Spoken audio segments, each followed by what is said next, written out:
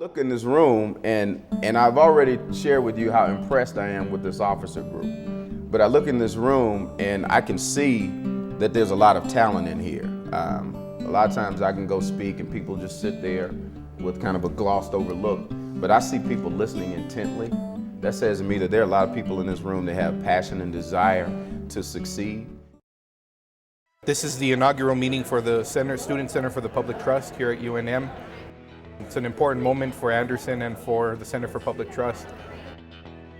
One of those moments where we have and achieved some synergy among some of the core organizations here at Anderson and at UNM that have organized around creating a new system and an organization that will talk very intensively and rigorously about questions of ethical leadership, being an ethical person in society, and how we build an agenda to confront corruption and ethics in society. So very excited about the possibilities for this.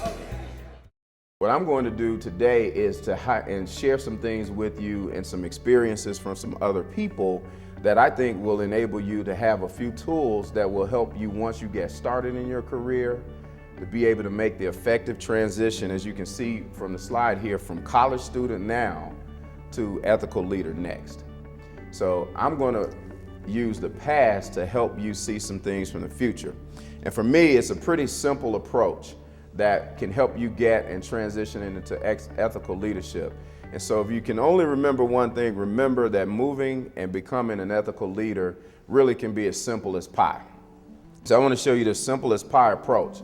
And PI is an acronym that is performance, image, and exposure. So I'm going to take about the next 17 minutes or so and share a few slides with you on this simple as PI approach. Teach you about some people that I either know or have learned about that this approach has been effective or ineffective for them. But hopefully at the end of this time, you will do two things. One, you'll have some tools that will help you. And two, you'll have some questions to ask me, because I really would love to engage in dialogue with you in terms of some Q&A about some of my own experiences as well. So performance, image, and exposure. Let's talk about performance for a moment. Performance really is what can open the door to opportunity and to success. I played football in college, and fortunately that's what paid for my college education. And the first time it clicked for me in terms of what performance can do for you, I had moved from quarterback because I broke my hand and couldn't throw anymore to free safety. And my defensive back coach said, you know what? We have 20 guys out here that play defensive back on this team. The 4 that perform the best will be the 4 that play. The rest of you guys will be reserves. So the bottom line is productivity. So it clicked for me then that performance is really what opens the door. I was there to get an education, but I also was there to keep my scholarship and to have fun on the football field doing something that I love.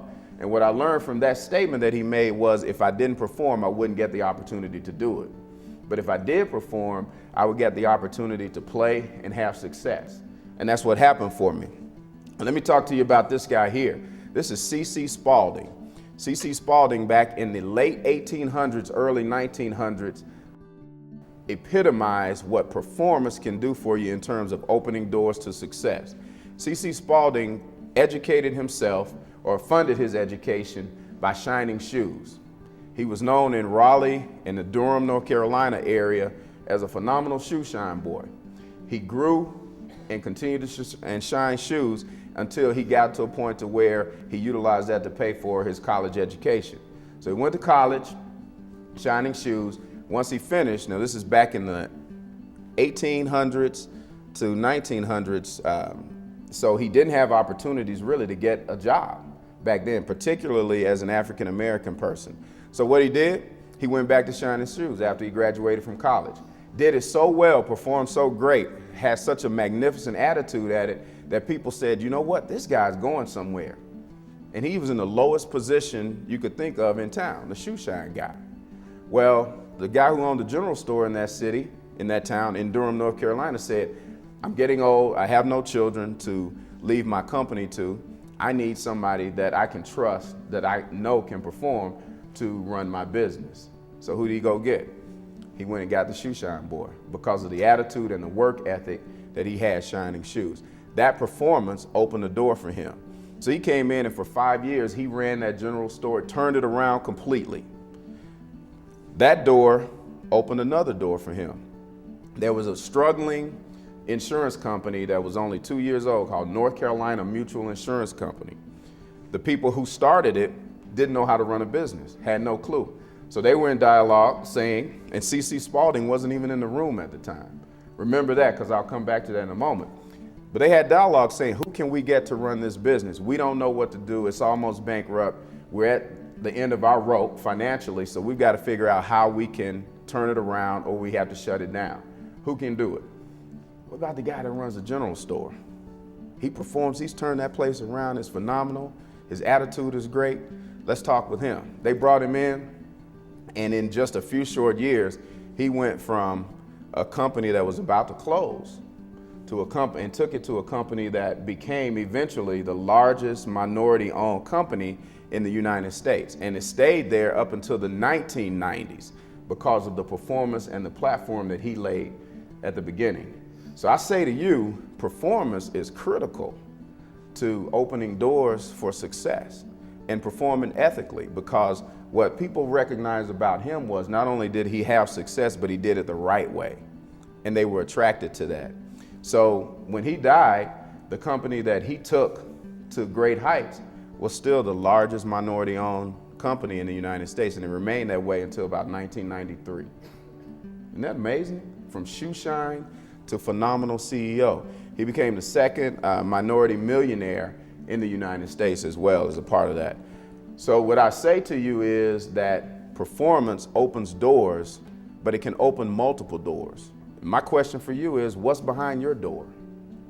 I don't know, but I know that if you perform, you'll be able to see that because it'll open up opportunities for you. This guy right here, his name is Matt Castle. I put him on there because Matt is an example of being patient until your time to perform comes. And when your time to perform comes, then stepping up to the plate and performing.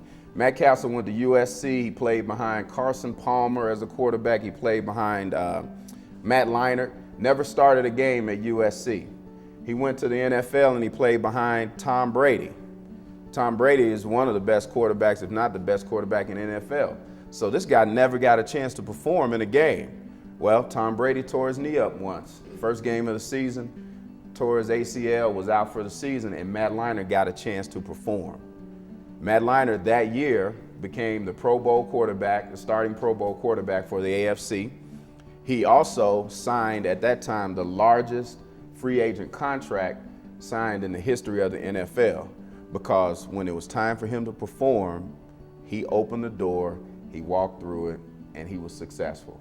And he did it the right way, with hard work, work ethic, and integrity. So my question again to you is, when it's your time to perform, will you be ready? Will you be ready?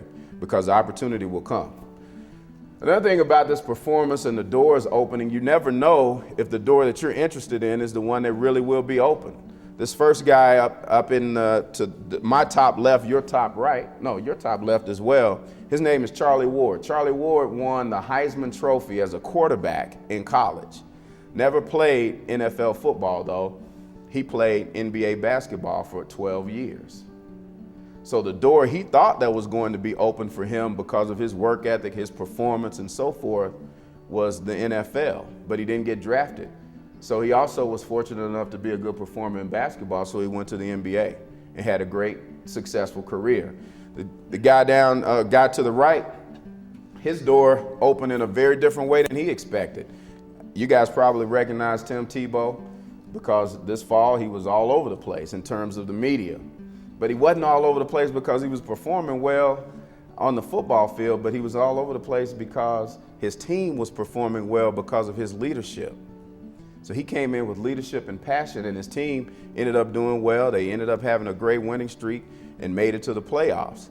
And the door that opened for him was an opportunity for him to talk about his beliefs. Even if you don't believe in or agree with his beliefs, he created a platform because of his performance on the football field for those beliefs. Guy down at the bottom, Lynn Sanity. If you haven't heard of him over the last 6 weeks, you maybe have been studying really, really hard. But this guy has now taken the New York Knicks, just because of the excitement that has come from his performance, to where they were almost giving away tickets to the New York Knicks basketball games. And now, if you try to buy a ticket to a Knicks game on the street, the tickets are $1,000 because of this guy's performance. Linsanity has gone so crazy that he's copyrighted the name now. So he's got rights to it. So he'll make money for years beyond that just off residual income. The last guy on here is Archie Manning. Archie Manning won that Heisman Trophy that I referenced earlier. He won it twice, but he didn't have a good NFL season. He's the only person in the history of that award to win it twice, but didn't have a good NFL career, But he has been a phenomenal administrator at the Ohio State University because that door opened through his performance. So again, you never know what performance is going to open, what door is going to open for you based on performance. This guy here is Jack Welch. Many people say that from a contemporary standpoint, he is probably one of, if not the best leaders of our time from a corporate standpoint. He's not on my list because of what he did at GE, which he took GE from a very well-performing company to the most admired company in the United States for several years. So he did a phenomenal job, but the thing that impresses me most about his performance is what he left behind in terms of his legacy there. The training facility that GE has up in New York is a phenomenal facility, and is named after him because of the emphasis that he put on training and developing people. GE is known for how great their training program is, but he also had accountability. He's taken a lot of criticism because of one of the concepts that he had where in his company, the top performers got great rewards, but those who didn't perform well, so the bottom 10% every year from performance reviews, those people were eliminated from the company. So if you didn't perform in Jack Welch's company, then you didn't get an opportunity to go to the next level. So the first thing is performance. That opens doors. That's the P of the pie. The second one is image. And image is what others view of you. And we all know the physical view. People want to know is, can this person effectively represent my company? So when you get ready to enter into the marketplace and you go into interviews, one of the first questions that people will have in their mind, but they won't necessarily ask you is, am I comfortable with this person representing my company? Some of that is a visual look. These young ladies here are smiling. They're giving off a positive vibe. They're welcoming in terms of how they look. And that is something that companies and organizations are comfortable putting in front of their customers. They're comfortable putting those people in leadership positions because they feel like they can connect with people and therefore lead and influence people. So the perception or the image that you have is critical. Also, we could say that image is connected to your reputation, your integrity.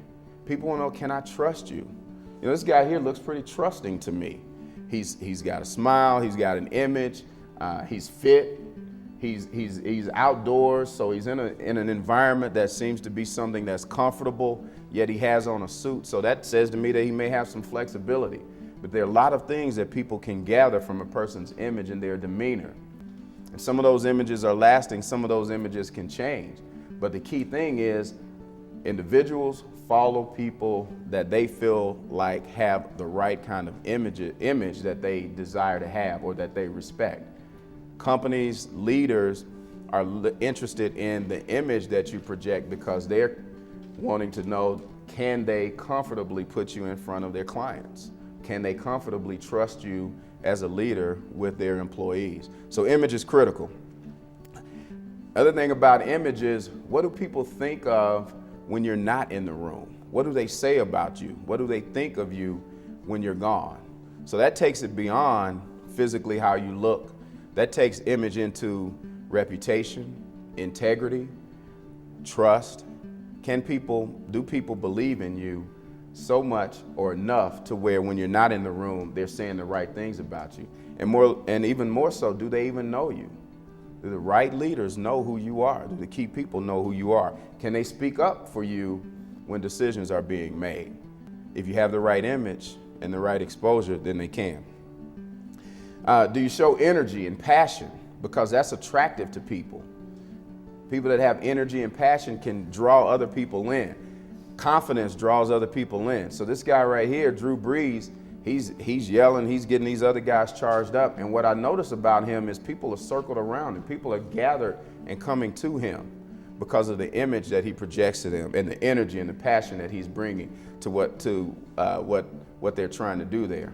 These guys here, this is not the image that I think you guys want to represent, and certainly not the image that I would follow. Number 73 right there, he's looking like, man, I just woke up from a nap, you know, not somebody I'm interested in teaming with. Look at number 60. I think he may be hungover from the night before.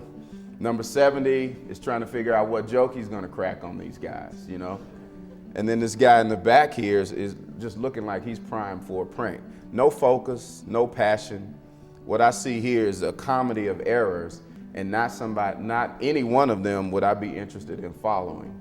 Where on the contrary, the right image that I saw with Drew Brees and the people around him, how he drawn them in, I think is really a microcosm of what happens in the workplace and what you guys as leaders can do if you project the right image after you've opened the door for yourselves through effective performance.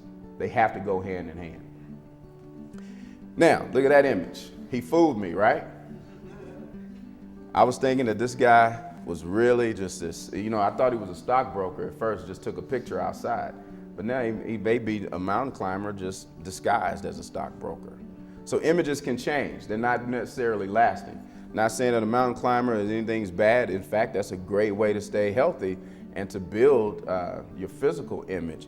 But what I am saying is that images don't last. So it's not the right thing to judge the book by its cover, but then also we have to keep in mind that we have to protect our image. And here's an example of what I mean by that. In the middle, you'll see a picture there that says, danger, slippery slope. These two guys here, the one on the left is Aaron Bean, the one on the right is Weston Smith. Aaron Bean was the founder, one of the founders, but the first CFO for HealthSouth, a healthcare company based in Birmingham, Alabama. Weston Smith was the third CFO. Their president and CEO, who founded the company, lured them in to a very slippery slope, a very gray area. These guys had great image, had stellar reputations prior to this, but they got pulled into fraud. And HealthSouth ended up being one of the largest frauds in the United States history, because what they did was they made decisions based on the influence of their leader, and those decisions caused them to start a slide that they didn't recognize they were falling into initially. And then once they made those decisions, they told one lie, they changed one number, then to cover that up, they had to do it again. And they had to do it again and again. So much to the point to where Aaron Bean called it quits. He retired and went into silence, but still counting all of the fraudulent money that he'd made. So he ended up being sentenced to some jail time, and now he goes around speaking to groups on college campuses for free, because that's part of his sentencing. He can't make a dime off going around and speaking. Weston Smith, on the other hand, also spent jail time because of his part of it, but at one point he got so sick because he slid down that slippery slope. He was concerned about his image. He knew he was doing the wrong thing. He knew he was unethical in his actions. So he became the whistleblower that helped expose the fraudulent behavior at HealthSouth.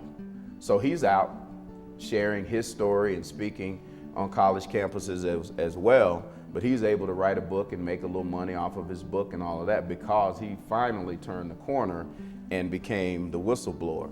But my point here is, if we don't intentionally be mindful of our image, we can lose it by going down a slippery slope. So my message to you in this is, make sure that if there's a decision that you have to make, if it's even borderline questionable, stop, take a pause, and even ask someone that you trust and know is going to respond to you with integrity before you make that decision.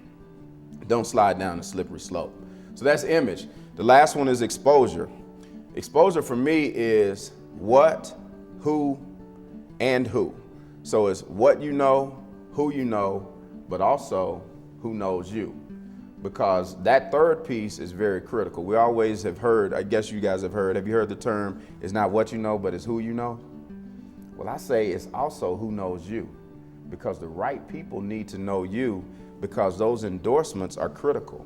So from a what you know standpoint, become a lifelong learner. This guy here, his name is Jim Patton. Jim is under the radar, but he is one of the wealthiest men in the United States. But Jim has gotten to that point because he became committed to becoming a lifelong learner. Jim worked in construction, he worked in manufacturing, he didn't have a college degree, he had an associate's degree, and he was an operator of air conditioning equipment. His company was acquired by another company. He didn't have a clue what mergers and acquisitions were. So he asked somebody and they said, hey, go read it in the Wall Street Journal, read about it in the Wall Street Journal. Jim goes to the library, asks the librarian for the book, the Wall Street Journal. She laughed at him and said, son, the Wall Street Journal is a newspaper. Jim went down the street, got the newspaper, and started reading the Wall Street Journal. And from that day forward, he reads the Wall Street Journal 5 days a week. Now 6 because they have the Saturday edition. But he educated himself by reading the Wall Street Journal and doing a few other things. And now Jim has become one of the wealthiest men in the United States because he is known in the industry as the billion-dollar repairman, because he takes businesses that are really floundering and then purchases them, turns them around and sells them. And what's amazing about Jim's formula and how he does this is about 40% of the time he sells them back to the company that he bought them from originally. Isn't that amazing? But Jim is self-taught. And I know that, I know I'm on a college campus and I'm not endorsing for you guys to leave and go and do what Jim did, because I don't think that's the route for you, or you wouldn't be sitting in this room. But what I'm saying to you is, when you graduate, don't stop learning. Make just this the beginning of you becoming a lifelong learner. That exposure that you can get throughout the rest of your career is crucial and phenomenal for you. You know, what's your commitment to exposure? You got to be committed to growing. I see these kids walking across this bridge, and what I'm seeing is I see 4 young people stretching themselves. I see 4 young people making sure that they are doing things that are going to help tear down barriers in their lives. I'm sure my youngest daughter is about their age, and I'm sure she would be afraid to go across there.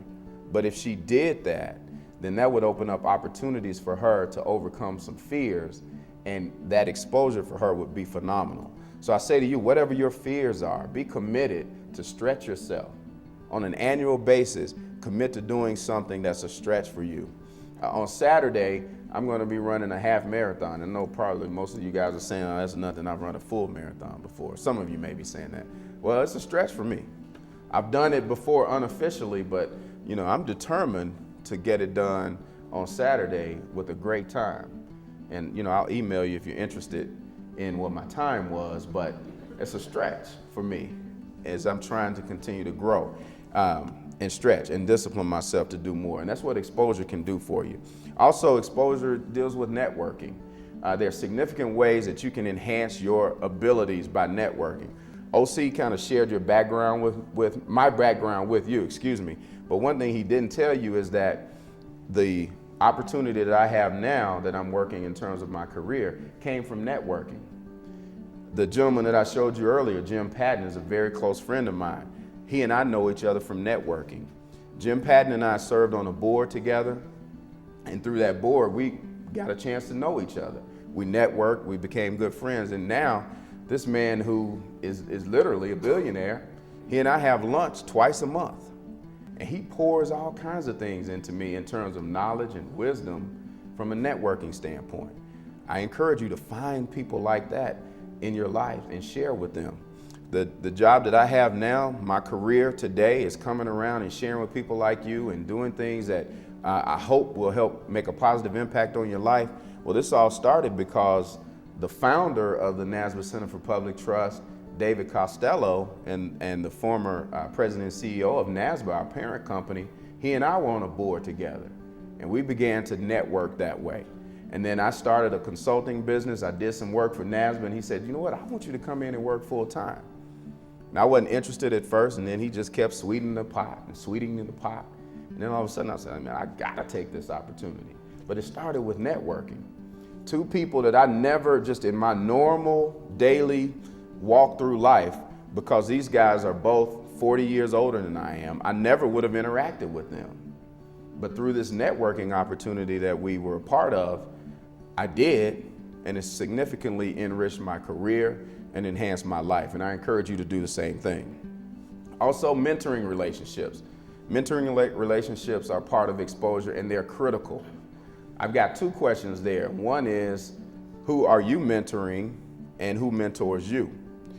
And I say that because in my life, I have experienced significant growth personally and major exposure from mentoring other people. So at any age, you can mentor someone. You can mentor peers here on this campus. You can mentor high school students. You can mentor kids. I encourage you to mentor. I challenge you to go find somebody to mentor, because it will enrich your life just as much as it does theirs. But also I encourage you to find someone and connect with someone that can mentor you, because as you progress through your career, you will run into challenges, and some of them may be challenges that provoke ethical thinking. Some of them may be challenges that really push your value system. The best person in the world to be able to help you navigate through that is a mentor that you trust. And a mistake I made back in 1991 is a gentleman said to me, you need a mentor. Make sure that you have a mentor. And I said, okay, great.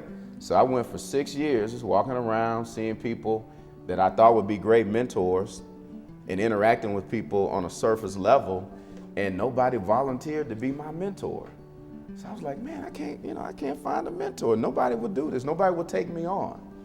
And then he said, well, it doesn't work like that. You have to ask them for permission and ask them to mentor you.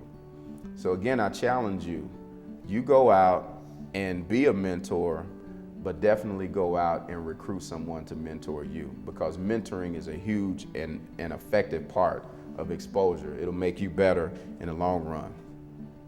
Those are all my comments. I just want to remind you that really ethical leadership is yours for the taking. There's an opportunity to get out there, and if you don't remember anything else, remember there's a simple approach to becoming an ethical leader, and it's PI: performance, image, and exposure.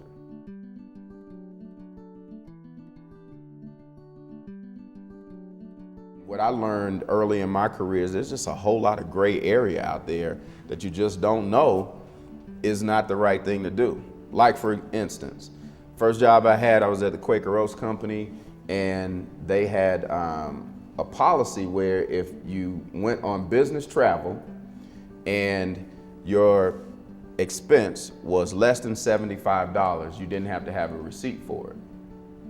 So the common practice was to go eat dinner at McDonald's, spend $70, either at the bar or wherever, shopping, wherever, and then turn in a receipt for $74, $73.99, $72. That was a common practice with people that I work with. And then I caught myself doing that one time, and I said, whoa, wait a minute, this isn't right.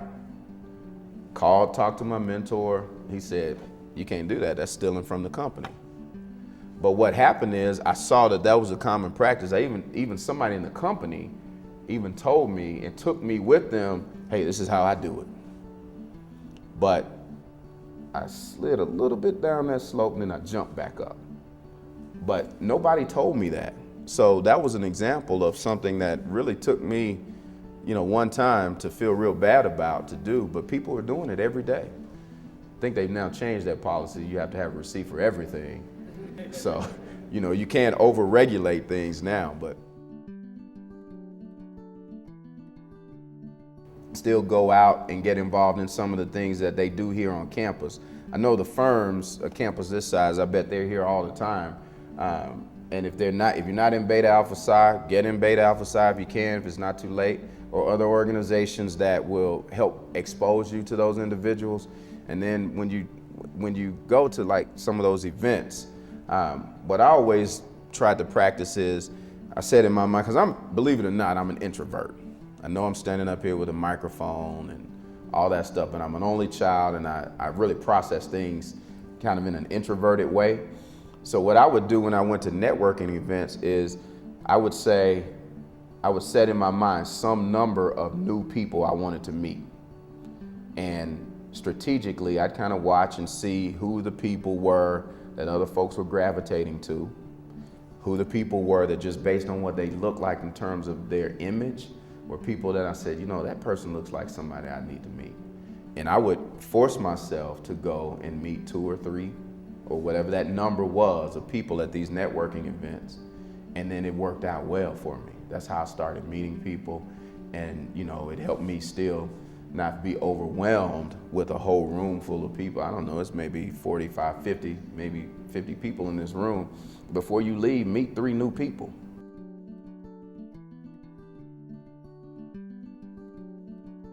I just want to remind you that really ethical leadership is yours for the taking. There's an opportunity to get out there, and if you don't remember anything else, remember there's a simple approach to becoming an ethical leader, and it's PI: performance, image, and exposure. I'd love to answer any questions that you have, if you have them now, and thank you for listening to me for these few minutes.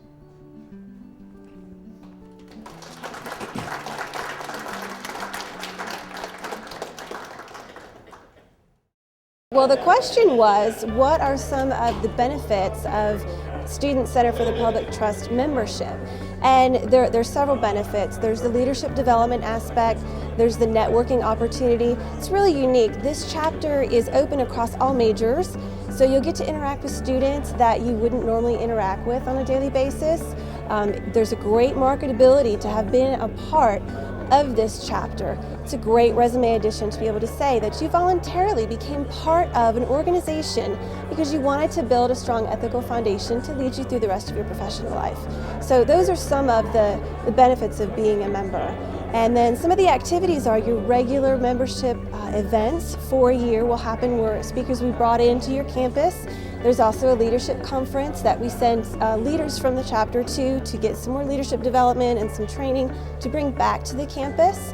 And there's also an Ethics in Action video competition that's actually going on right now. There's information about it on our website. It's www.studentcpt.org. So there's great information there. Another thing that we're doing to try and help open a lot of dialogue between chapters is we're going to implement an interactive component on the Student Center for the Public Trust website. This will allow students to get on a discussion board or a blog and talk to students at chapters across the nation and talk about, you know, who their guest speakers were and what impact they had on their lives, and, you know, what are some of the ethical questions that have come up in their groups, and share them across chapters. So we really want to kind of open up the dialogue not only between all majors that are members of your chapter here on this campus, but between all of the student chapters. So we're really working toward that. You know, I think having good ethics and being successful go hand in hand. In fact, in my mind, and what I've seen throughout my career, that people who lead from an ethical standpoint have much greater success and more lasting success than those individuals who take shortcuts and end up getting quick success, but that success fades. So I think ethical leadership is the only way to go.